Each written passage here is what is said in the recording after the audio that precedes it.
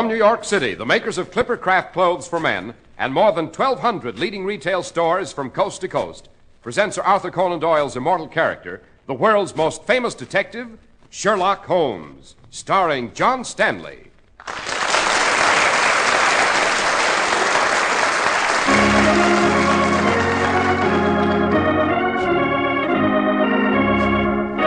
This week's story, The Adventure of the Blood-Soaked Wagon. Watson. Yes, Holmes? Stand still, wait. That dart game. What of it? The stocky chap throwing the darts. I don't trust him. He's looking this way. I see what you mean, Holmes. If he's working with the escaped murderer, he'll send a dart our way. A dart in a man's ear, penetrating to his brain, or a dart into the eye. We must walk past him. Cautiously. Slowly, Watson. He's staring at us. He's raising a dart. Terrifying expression on his face. Now he's going to throw it!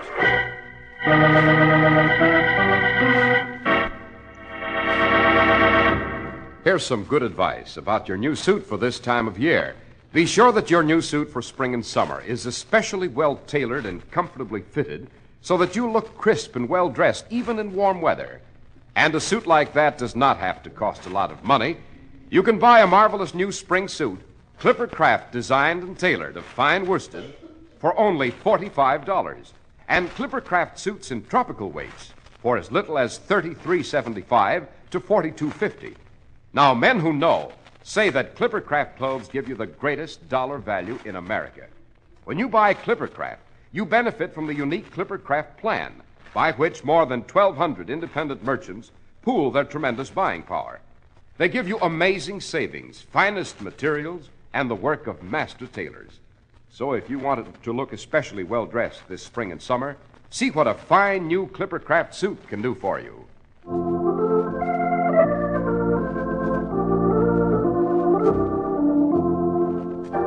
Well, Dr. Watson, you've entitled tonight's story, The Adventure of the Blood-Soaked Wagon. Why, it must have been a hideous spectacle. It was, Mr. Harris. Began one awful night in the fall of 1899 on the outskirts of London. On a vast, desolate meadow, in the dead of night, a huge series of bonfires was blazing, surrounded by the silhouettes of armed men. Some men were shoveling what seemed to be piles of paper into the flames. Others stood about, revolvers at their sides. Holmes had invited me to meet him at the gateway to the meadow. Oh, Joe, why have you asked me to come out here at this hour? What is this weird ceremony? I had no doubt you'd find it most intriguing, my dear Watson. Yes, but what is it? You know our British banknotes become dirty and mutilated from constant use. Of course. The Bank of England periodically calls in such currency and replaces the old banknotes with new issues. The old currency is then destroyed by fire. Then what those men are shoveling into the fires is currency? Exactly. Astonishing. They're burning fortunes. But Holmes, why are you here? The bank, Watson, foresighted as ever, realizes that this operation has its dangers. If anything were to go wrong, the financial stability of the empire would be gravely threatened. Therefore, they invited me to be present, stating that they'd feel more secure. Their sentiment was easily understood, and the invitation quickly accepted. Fascinating operation. This wagon before us, for instance, it's typical. 3 men on it. The driver and 2 guards, all armed. Those others carrying the bundles from the wagon? Well, they've removed the lower denomination bundles. The very highest value notes still remain in the wagon. Yes, I see. They'll be extra cautious now, I imagine. You see, the driver's taken out his revolver. The guards are going to step down. Holmes, the driver shot the guards. It looks as if he's killed both of them. Yes, Watson. Good Lord, he's driving off! Stop him! Stop him! All right, up the police! Get up, Master Robert! Get up! Let's go! Up. You other men, fire at that wagon. They shot the wagon, Holmes, but not the driver. You must be after him, Watson. The carriage I came in, Holmes. We can use that. It's over there. Come on. Is the driver about? I told him to wait. It's so difficult to find a cab out here. Yes, there he is. Driver, we want to follow that wagon. Me, Governor? Drive my fine new carriage after that madman? Me drive after him so's we can all have our heads blown off? Perhaps this will change your mind. £5. Yes, there's 5 more if we catch that wagon. Huh. Up aboard, gentlemen. Quickly, man, quickly. Right you are. Up. Get up! Get up!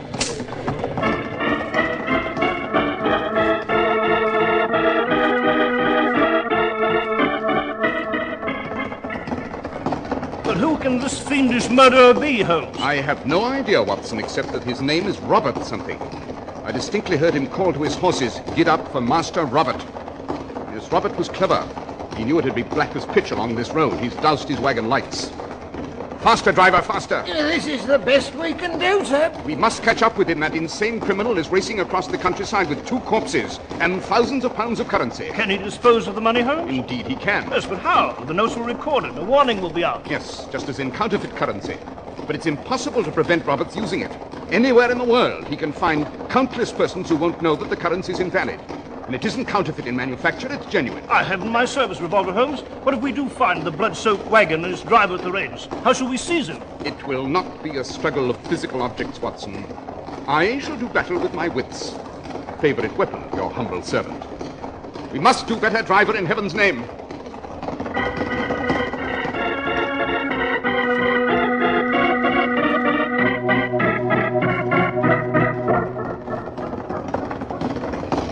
Look, Watson, there's an inn. See the sign? Yes. Says the Dancing Lady. There's the chance Roberts stopped here to water his horses. He couldn't have gone much farther. The beasts would be exhausted. We shall stop and inquire. Stop at the Dancing Lady, driver. Yes, sir. Well, perhaps Robert's hidden his wagon behind the inn, eh, Holmes? He might be stalking about with his revolver, waiting to dispose of anyone who's followed him. Perhaps. Hold up there. Whoa. Wait here in front of the inn, driver. Right, sir. Step down, Watson. See the wagon anywhere? No? Precious few lights in the inn. Foul looking. Building's half rotting away. Shall we go in? By all means. Open the door.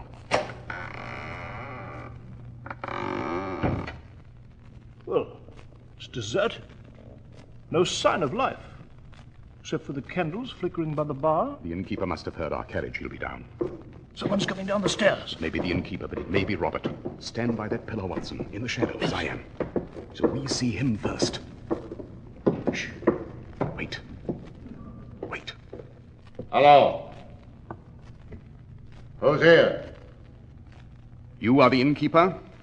So I am. What might be the idea of standing in the shadows?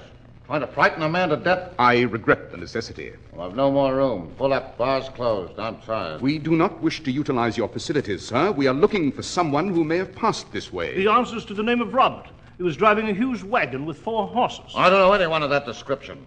I don't mind other men's business. Even if I did know about this Robert, I'm not the one for tittle-tattle. Now be off. My gracious host, this is extremely serious. The man we're seeking is a thief and a murderer. Then find him if that's your business. Tain't any of mine. Might we look into your cellar?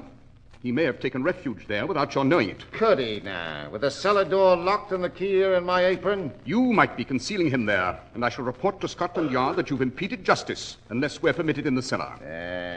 Very well, Mr. Pokeabout. Step this way. Here's a door. Oh, step down first, Holmes. Wait, stop, Watson. What is it? A board sticking up from the first step. Why, I might have tripped on that. Fallen downstairs, struck my head. And been killed, Watson, certainly. Well, Mr. Innkeeper, was that an unfortunate accident, or did you arrange it? Arrange it? Robert couldn't have passed this in and bribed you to do away with us, could he? Now get out of here, or I'll take this. A bread knife, Holmes. He's taken it from the table. Now there. get out, both of you. Or so help me. I have no intention of leaving until we've seen that cellar. All right. Then I'll just take that throat of yours and this knife and do what I promised to do. Night prowlers, eh? This knife's very sharp and will do the job nicely. Now we'll see how it cuts.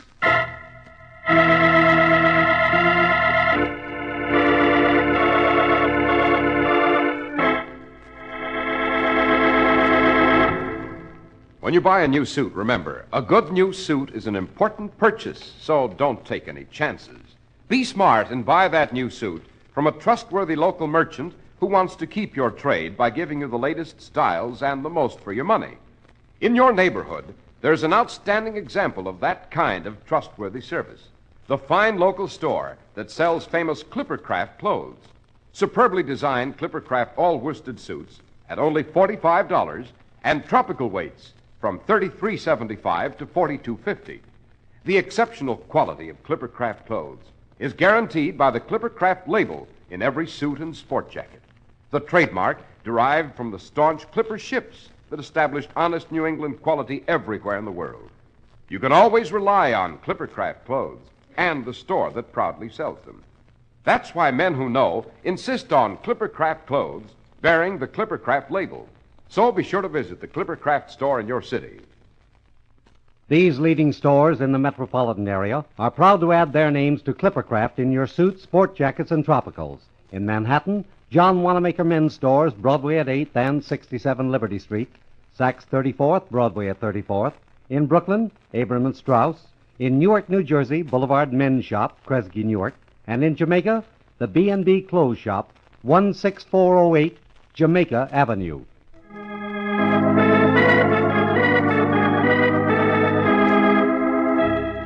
Dr. Watson, you and Mr. Holmes were caught with a furious innkeeper striding toward you with a bread knife while you lost precious moments in pursuit of the killer who'd run off with the blood-soaked wagon. Yes, Mr. Harris? As that innkeeper drew closer and closer?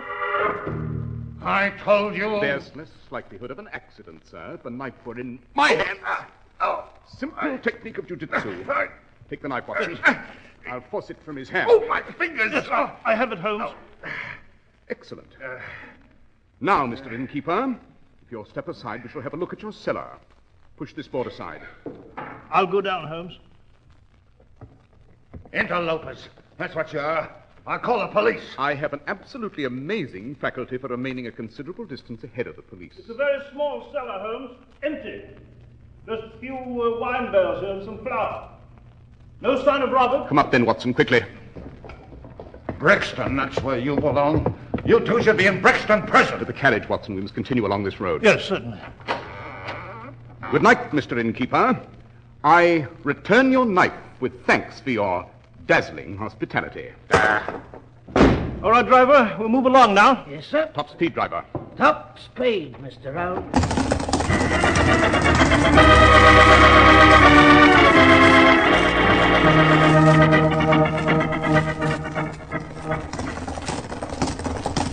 Well, Robert may be very far away by now, Holmes. Out of our hands, free of justice. Prepared to flood the world with worthless currency.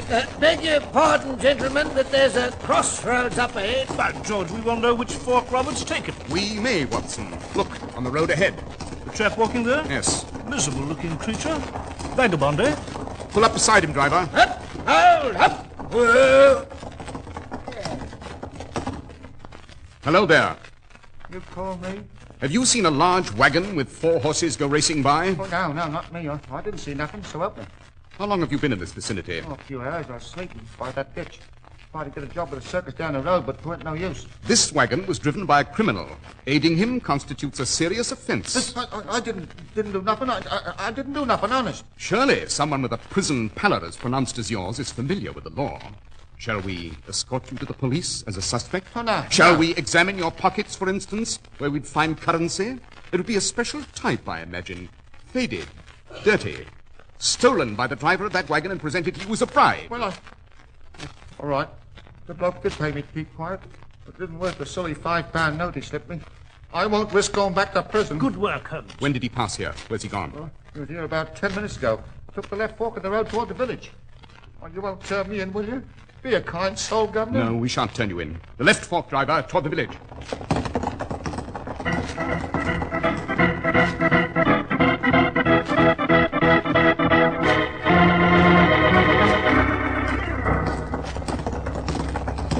Well, we've passed the village, Holmes. Still can't find Robert. You know, look, Holmes, there. Yes, Watson, his wagon. He's abandoned it by the road. But stop. No. The abandoned wagon's of no value. We must find the man. And since that traveling circus the vagabond mentioned is just ahead of us, I'd say that Roberts left his wagon here and raced to the circus grounds. Pull up by that entrance to the circus, driver. Righto, Mr. Holmes.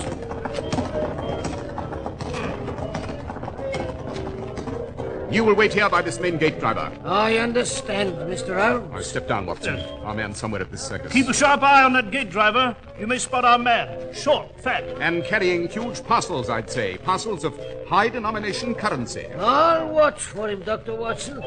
If I see this Robert Sylvester, I'll whoop halloo and hang on to him for dear life. Splendid. Come along, Watson. There's the ticket booth. Oh, beautiful bright lights, eh, Holmes? Oh, that queue. There's so many people. I'll explain. We must pass through immediately. Here, you two. To the end of the queue, if you don't mind. Constable, I am Sherlock Holmes, and this is Dr. John Watson. Yes, and I'm His Excellency, the Prime Minister. Now get along to the end of the queue.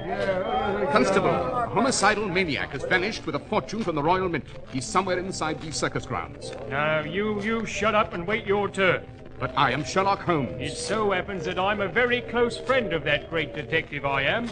Told everyone in the village about it. I helped him out on many a case. Oh, you have you? Constable, this gentleman standing before you with the pipe and the cape is Holmes. Stay in line, you. We're losing priceless time, Holmes. Yes, confound it, that cashier of the ticket booth is very stupid and slow.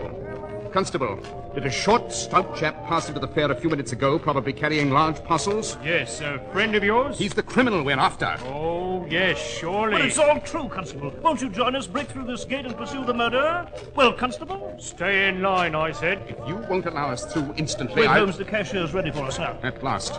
Two, please. Right, come, Watson. Let's search every booth, every tent. Hadn't we better take the constable along? That imbecile, what use would he be? Now, let's look for Robert. Very carefully, Watson. Remember, he's sporting a revolver and he's already killed 2 men. An additional 2 would mean nothing to him, nothing at all. Let's begin the search.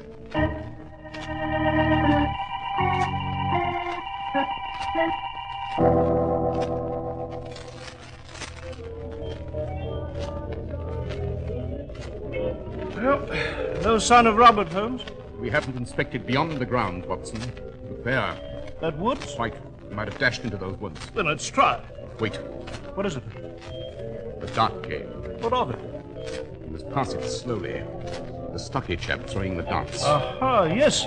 He too might be in this with Robert, eh? If Robert's hiding in the woods, our dart-playing friend might send one our way, eh? Just one could easily be fatal. The ear to the brain. Walk past him cautiously. Bullseye. It's a dead shot. Walk toward the woods and keep watching him. Yes, I am.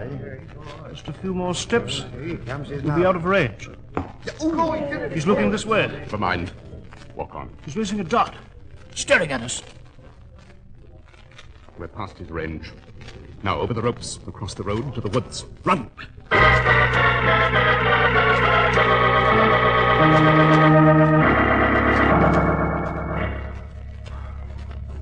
It's not much light, Watson. Just the moon.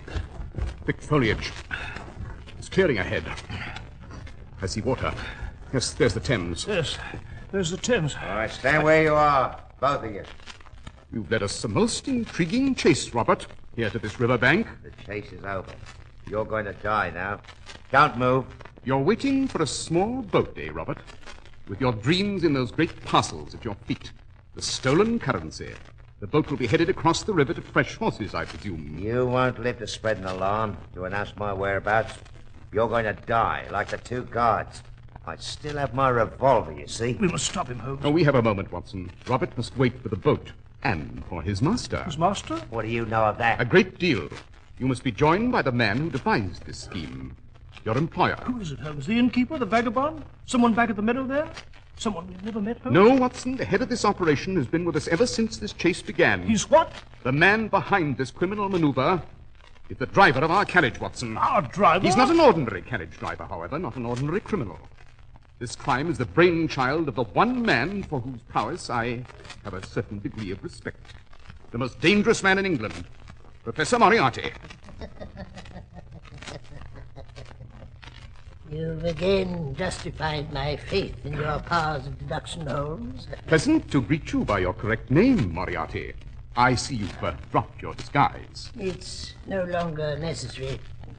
Robert will now kill both of you. I admit to having been deceived earlier, Moriarty, but you committed an error, too. I did? Oh, yes. As we left you at the carriage by the fair gate, you referred to this man as Robert Sylvester. No one mentioned or even knew this chap's last name, but you did. It meant that our driver had a direct connection with the escaped criminal. At the same moment, I realized that this was my first opportunity tonight to look at our driver closely, under the fair's bright lights which Watson admired. And you saw through my disguise there? Precisely. A superb idea. To be the carriage driver who brought Watson to the meadow.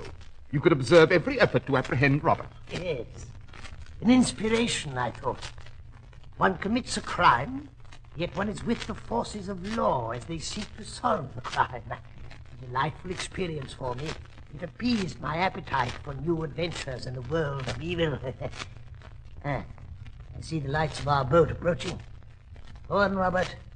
You will kill Dr. Watson and Holmes. Now, empty your revolver into those two. Yes, Professor. Ready, Robert? Ready, Professor.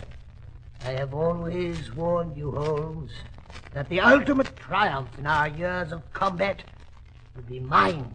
Oh, there you are. The constable from the circus. Robert's gun, Watson. Yes, I have it, Holmes. Stay where you are, Robert. Well, what on earth's this all about? Moriarty, he's dashed back into the woods. I'll wing him, Holmes. I missed him. He's gone. He dashed about those trees like a jackrabbit. Shall I offer him, Holmes? No, Moriarty as a quarry is more elusive than your quickest animal. Well, so you came to rescue us, eh, Constable? Yeah, rescue you? Yes. Now there's our prisoner, Robert, with his stolen currency. Stuff and nonsense. I came here to arrest you and your friend with the cape. You what? Cheating the poor cashier of his proper change, eh? She sent me after you. Took a while to find you, but the jig's up now. I deliberately cheated the cashier, Watson. You may recall I noticed she was dull, easy prey. I knew we'd need a policeman to save us were we in trouble. I knew she'd send this lumbering woodenhead after us, probably the only way to come along. Lumbering woodenhead, is it? You'll whistle a different tune at the village jail, you will. Constable, don't you realize what's happened? Look at those parcels. Rip one open. Why, there's a fortune in them. Now, you can tell your friends the truth. You did work with Sherlock Holmes and Dr. John Watson, and you've helped us capture a thief and a killer. You've eliminated an awful threat to the economic stability of the empire. Do you believe us now? Oh, I believe this fellow's a criminal, and that's stolen currency, and I've helped save the day.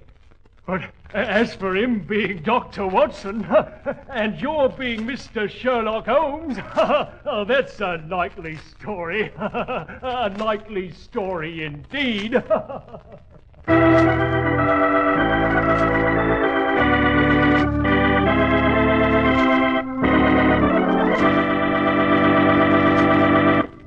Well, Dr. Watson, pursuing the blood-soaked wagon was an unforgettable experience. Well, Mr. Harris, there are many such thrilling recollections of my adventures with Holmes. And one of the most surprising was the one I've selected for next week. And what do you call it, Doctor? It's the adventure of the three Garradets. It concerns one of the queerest wills ever fired. A butterfly collector and a gambler's duel to the death.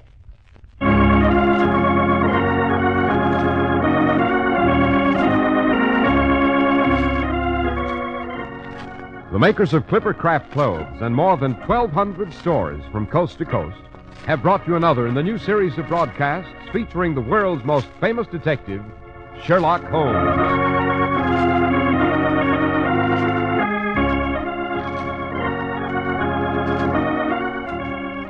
Our stories are based upon the character Sherlock Holmes, created by Sir Arthur Conan Doyle, and the program is produced and directed by Basil Loughrane.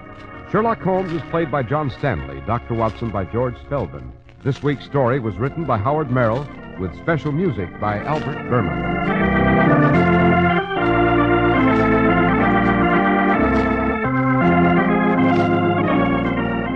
If you don't know your Clipper Craft dealer, write Clipper Craft, 200 Fifth Avenue, New York City.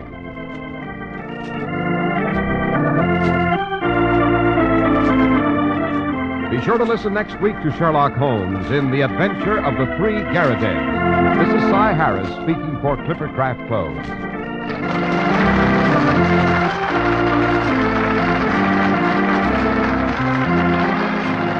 This is the Mutual Broadcasting System.